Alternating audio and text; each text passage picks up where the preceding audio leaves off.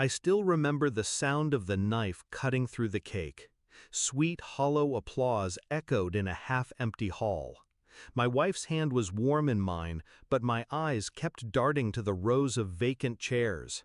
Chairs meant for my family. Not one of them came. Not my parents, not my cousins, not even my best friend.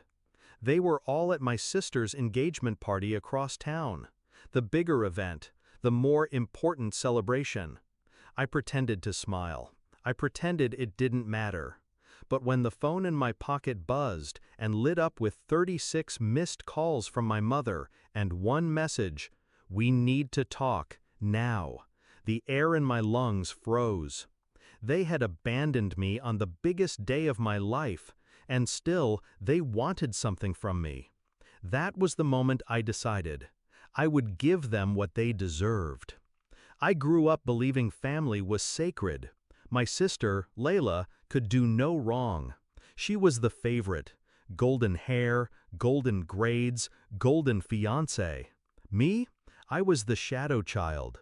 Tolerated, not celebrated. Still, I thought I had carved my own path. I built my business from nothing, found love in a woman who actually saw me, and planned a wedding that was supposed to be mine. But blood, I learned, is not always family. The signs of betrayal had started months earlier. My mother kept forgetting my wedding date, asking if it could be rescheduled to avoid clashing with Layla's engagement. My father stayed silent, hiding behind his newspaper. Even my best friend, the one I trusted with my secrets, began spending more time at Layla's house. I brushed it off. I told myself I was paranoid. But when I walked into the banquet hall on my wedding day and saw the emptiness, I realized I had been right all along. They didn't just forget me, they chose her. I didn't rage. I didn't cry. That would have given them power. Instead, I started planning.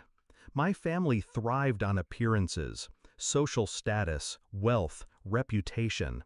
To them, image was everything. And so, I decided to take the one thing they worshipped and make it bleed. Step 1, I gathered every financial document I had access to. My father had once named me co-signatory on certain business accounts, a gesture he made only for family trust. He had forgotten to update them. I didn't. Step 2, I reached out to Layla's fiancé. Quietly, calmly. I fed him truths wrapped in half-lies, enough to plant seeds of doubt, enough to make him question what he thought he knew about the family he was marrying into. Step 3, I built patience. Revenge is not served in rage. It is served cold, with precision. 2 weeks later, the opportunity came. My parents invited me to dinner, as if nothing had happened. As if missing my wedding was a small oversight. My mother smiled too sweetly. My father avoided my eyes. Layla sat across the table in her sparkling ring, smirking like she had already won some invisible war. I played along, ate the food, nodded politely. But beneath the table, my phone recorded every word, every admission, every slip. When my mother finally muttered, "We couldn't attend both events. You understand, don't you?" I kept my face neutral, but inside, I locked the knife deeper into their flesh.